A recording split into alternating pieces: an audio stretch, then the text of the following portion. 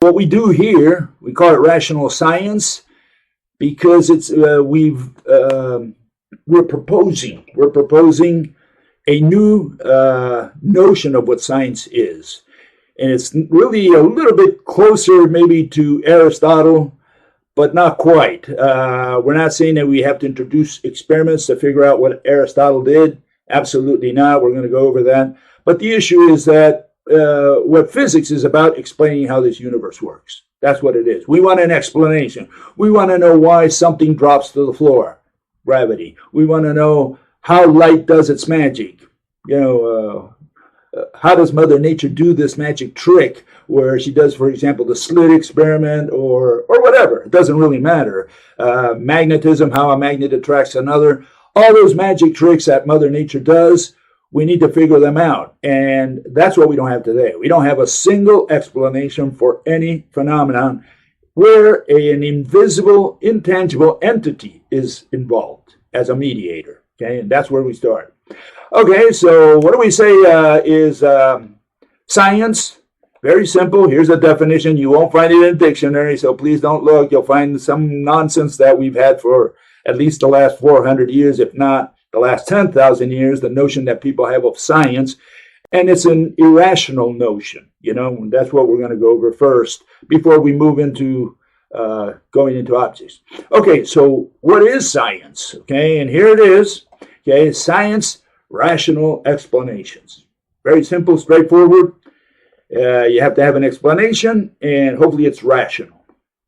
And people say, well, that's kind of too easy, too small, too short. Like, we need to put a lot more stuff there because it doesn't cover all the bases, or maybe it's too broad, or who knows, So people are not satisfied with that definition. They say, we want something more than just a rational explanation. And so we need to ask, what else do you want? I mean, what are we doing all this for? Aren't we trying to explain the universe, how it works? And first, let's introduce some testimony from people from the establishment. One person, I'm not going to bore you with it, but here's a fellow who tells you that it is a part of physics having explanations, because you'll hear a lot of these mathematicians say, no, explanations are not part of physics. That's philosophy, that's ontology, semantics, and we don't do that. What we do is equations. So let's make sure that we have at least one person who votes and says, yes, we do need explanations, or physicists are interested in explanations. And here he goes. Listen to him. Here goes.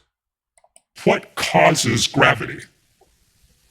So physics, as you know, this is the type of question, what causes gravity? This is the type of question that keeps physicists up at night. Because physics is, among other things, as you know, the search for mechanisms, the reasons or explanations for why certain things happen the way they do.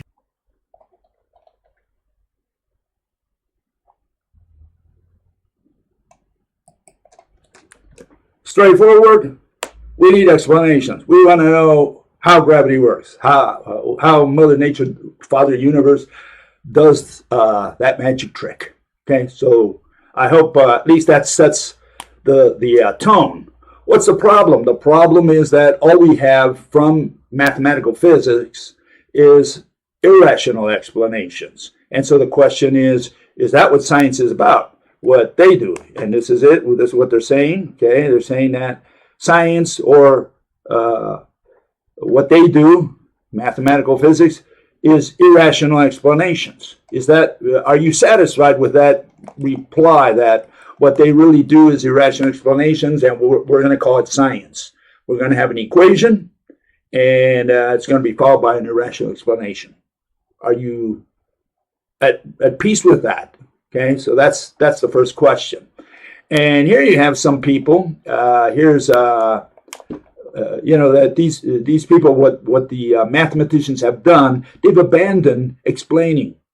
Or they give you some explanation, they don't care. They don't care because as soon as you criticize and say, well, that sounds irrational, that doesn't sound right, there's a contradiction in there, and you have a paradox, which they say it's good, and And this is what they give you, and then they dismiss all that. Say, well, yeah, because you're asking for an explanation, and we don't understand how quantum works. We don't understand how gravity works out there, but here's the equation. Here's the description, mathematical description. And so the question, are we going to live with that for the rest of our lives and say, look, from now on, it's just going to be irrational explanations? That's what science is about? Are you satisfied with that? That's what you got to think about. And here's one fellow who testifies as to that. They have no explanations whatsoever. Here it is. Okay, this is Richard Feynman. He says, talking about the slit experiment, which is the one that gave rise probably to quantum mechanics, or one of them, right? We choose to examine a phenomenon, the double slit experiment, right? Which is impossible, absolutely impossible to explain in any classical way. When they use the word classical, it means rational, okay?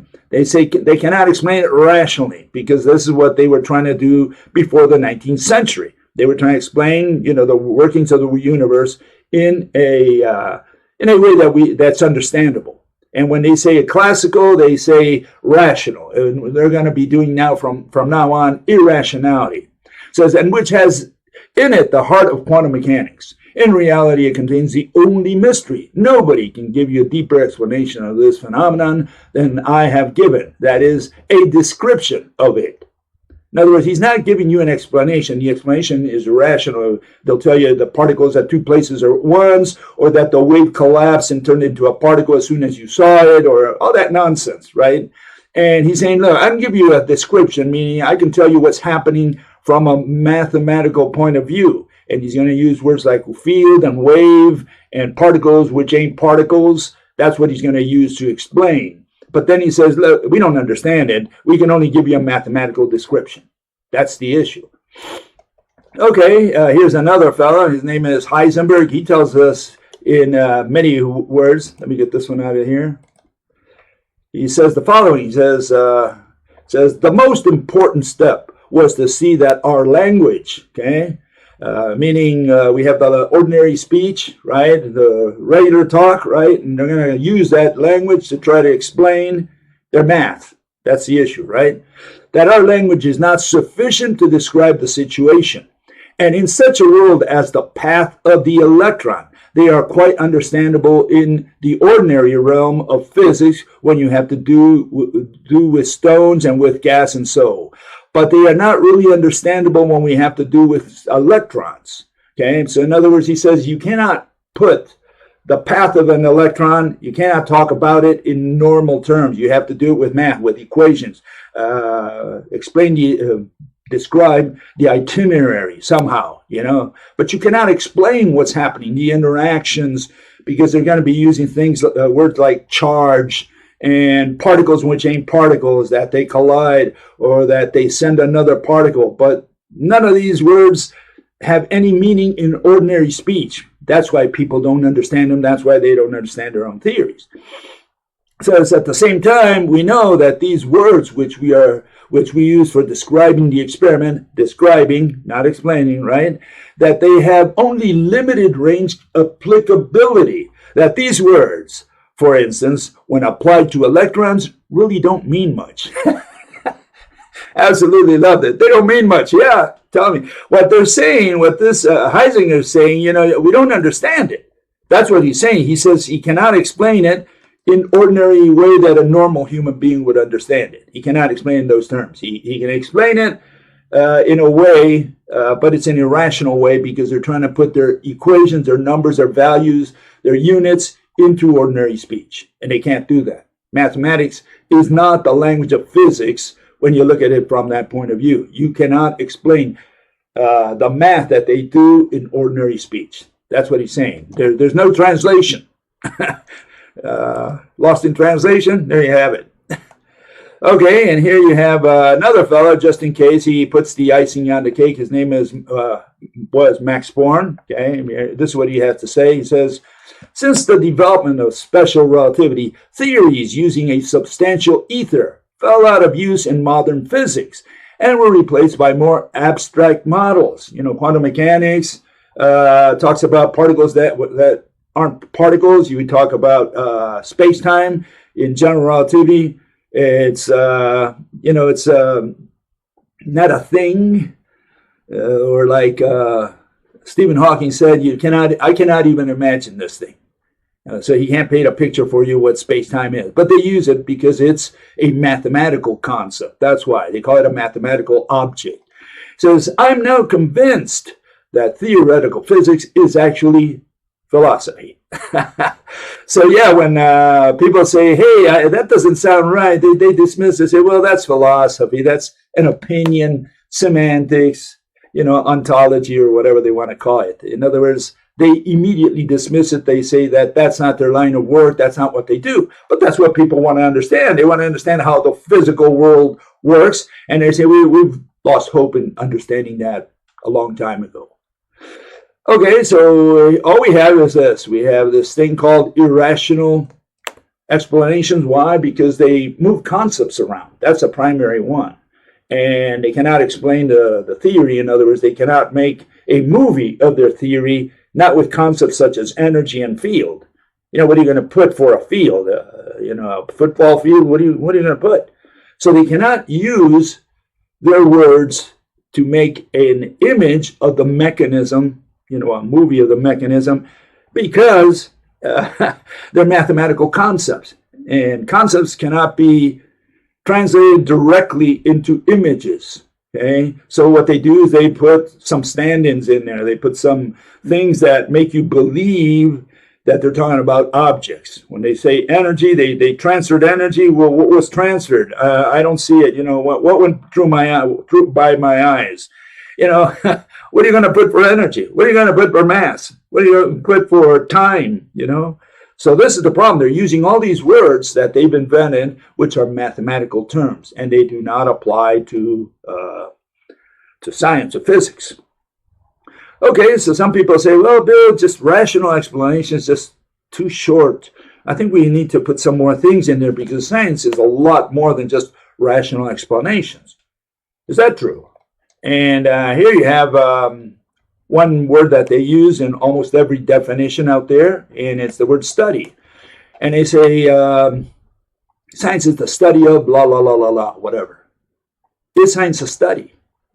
Well, because they see science as an ongoing process, right, of discovery, as they say. So we're forever studying, right? And they say you need to put the word study in there. You can't just leave it at rational explanations because, what are all these people doing? They're studying, they're doing research.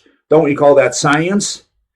Well, no, science is only the little tip of the iceberg, the one that shows up and which has the explanation. Only that little piece is science. Studying. Anybody can study it and not know anything, which is exactly the case in mathematical physics. They've been studying for 10,000 years. We don't have an explanation for the part we're missing is the little tip, the explanation, the tip of the iceberg. That's what we're missing. The rest, what's underneath the water, it's study, lots of study and no understanding. So study. We remove that. It's got nothing to do with science. We don't study in science. In science we explain. Okay, so there's the first word that flies out. You'll see the word study in the Wikipedia, wherever you look up the word science or any of the sciences, you'll see the study of. No. In science, we do not study anything. Okay, you can study all week and get a 0 on the test. And so studying is not part of science. You can study all you want. That doesn't mean, you can't go into your dark basement and study and do experiments, all that stuff. You can study all you want, but when you come to the conference, we want an explanation. Only the rational explanation, the tip of the iceberg, is science. Okay, and so we remove study. Do we observe? Do we gawk, as I say? Is that what science is about? Observing. You observe the birds all day long, or a whole year, and they're putting their eggs in their nest and all this stuff. Does that mean you understand what's going on? That you can explain what's going on? And so this is another problem because people say, well, we need to do an observation, okay? Especially, for example, says, how can you do science unless you observed something happening, right? How can you do physics, for example, right? Without you seeing something happen. What are you going to explain if you haven't seen it? And so the first issue is you have the blind man, and he's the blind sage, and he can't see. He was born blind, so he didn't see anything, okay? And someone comes to him, okay, and says, what about this? Can you explain this? He's a sage. He's a smart guy in the tribe, right? And you want some phenomenon explained. Turns out the phenomenon never happened. It's a hypothetical phenomenon.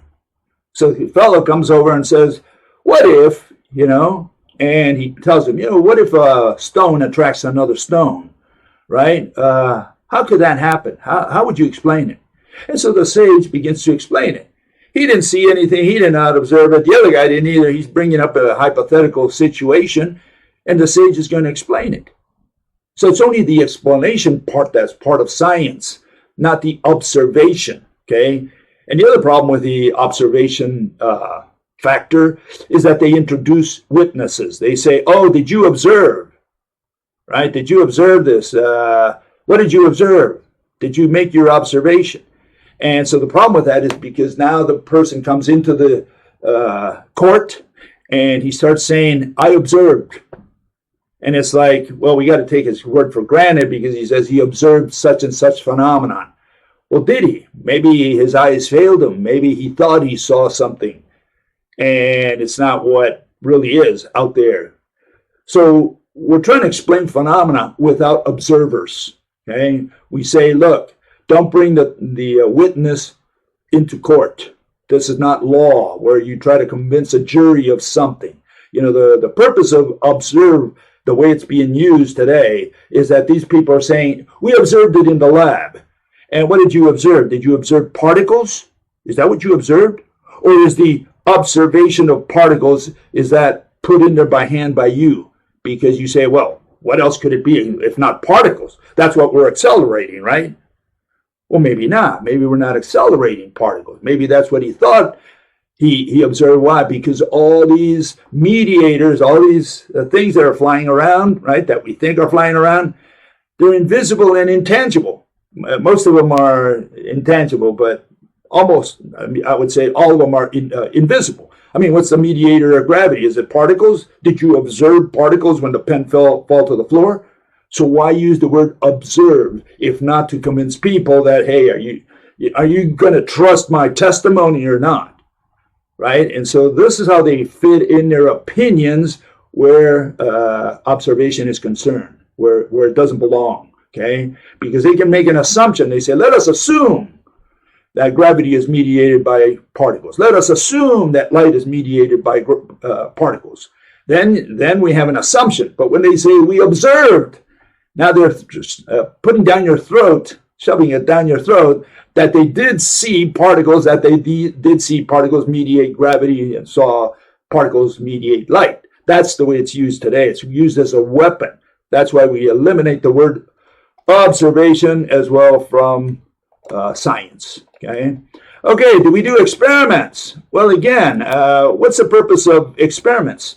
It has two purposes. One is for the guy who wants to do research on his own. He does an experiment. He tries to learn something from it and come up with an explanation. That's okay. No problem. Nothing wrong with you doing an experiment at home.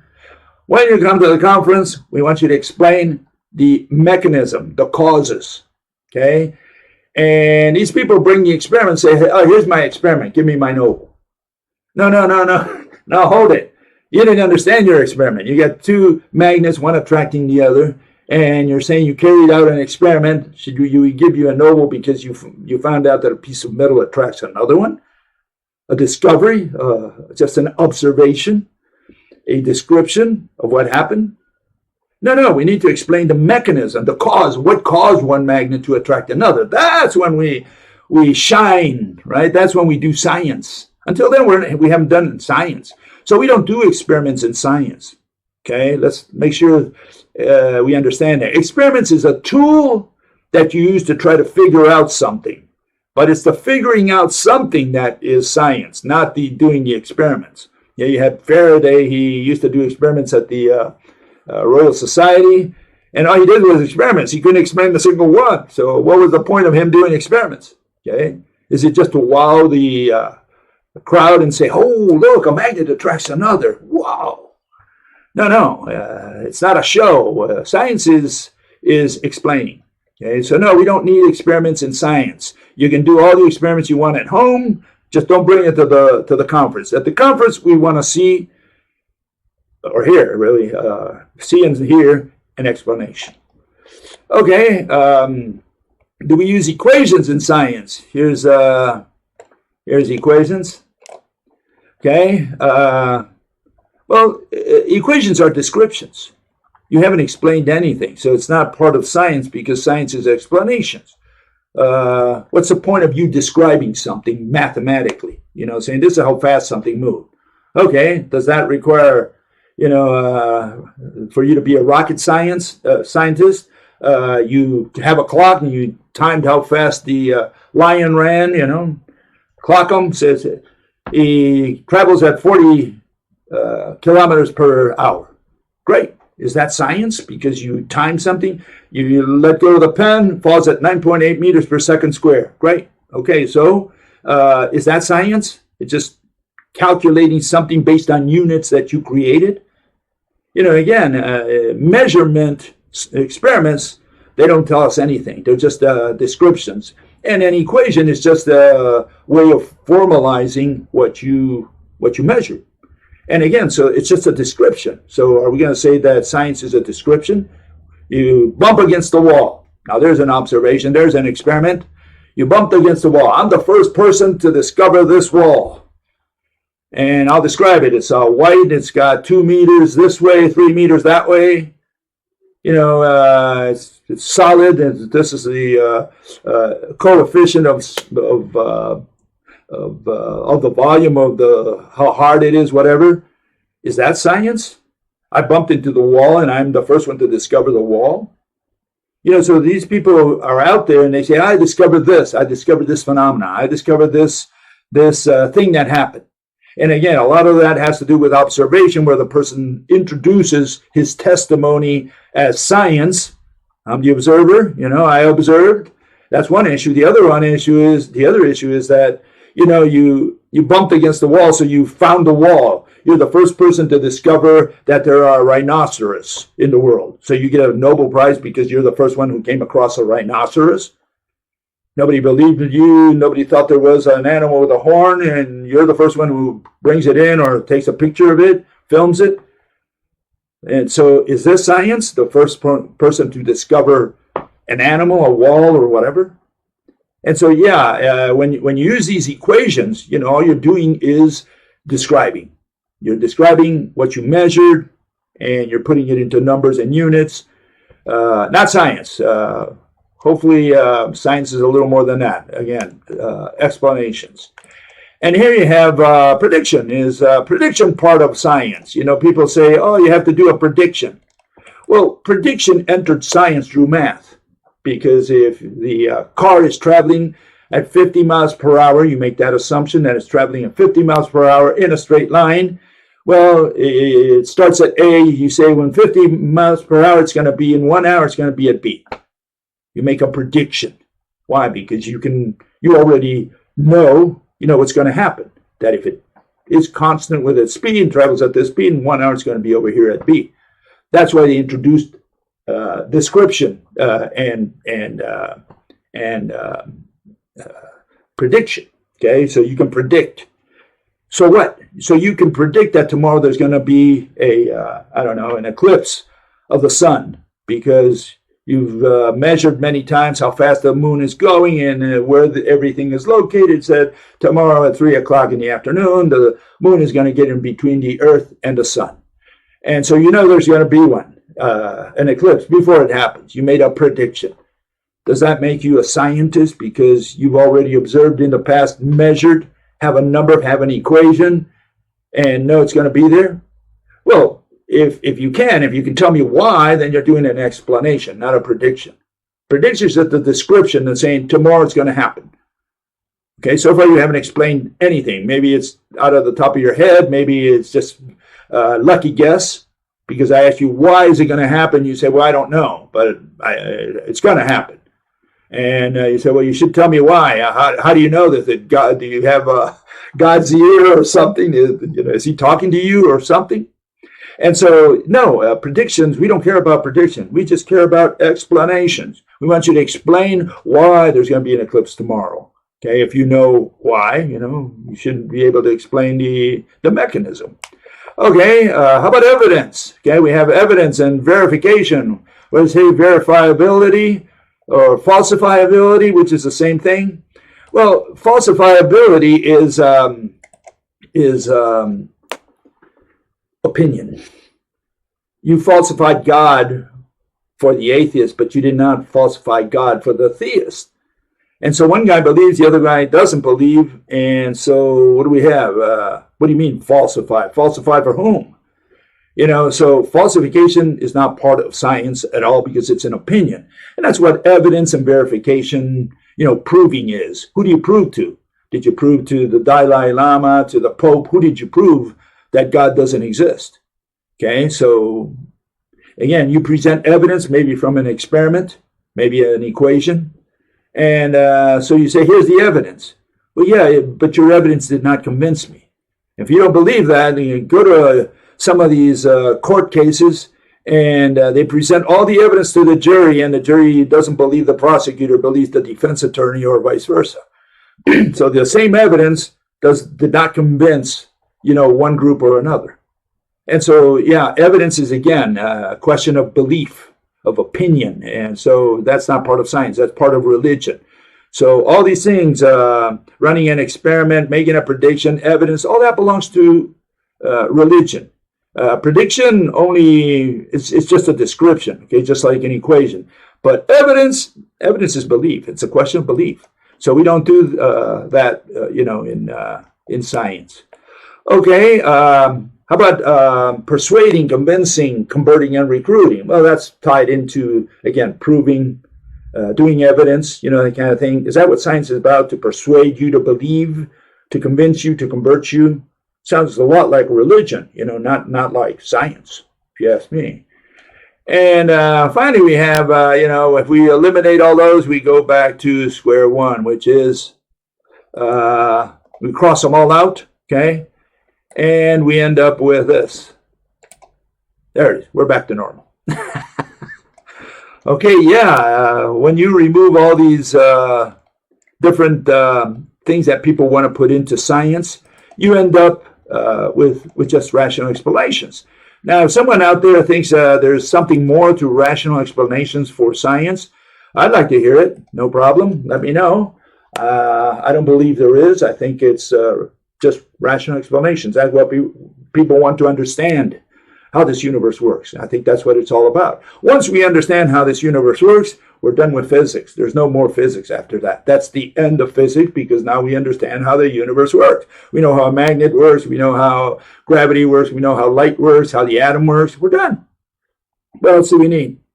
Explanations. And what we propose here, that science is divided into two parts, two pieces, two branches. One of them is known as physics, and the other one's known as philosophy. Okay? And we don't do philosophy here, but we just define it, saying that it's rational explanations of what? Reasons and purposes. We look at behavior, why someone did something. That's philosophy. Okay? And again, if you look at philosophy, it's got all these big things that they put in there, ontology, semantics, a lot of stuff. No. It's rational explanation. It's a branch of science. It's a rational explanation of what? Of reasons and purposes. Why someone did something, behavior. What is physics? It has to do with objects, with things. Okay, rational explanation of causes and mechanisms. And you can only do causes and mechanisms with things, with mediators, hopefully, right? And so that's where we end science. We're saying that's what science is. And now we begin with what an object is. What is a thing? Okay, we have to identify the invisible mediators that produce the phenomena we see all around us. What causes gravity, what causes light, etc. So now we're going to look at that.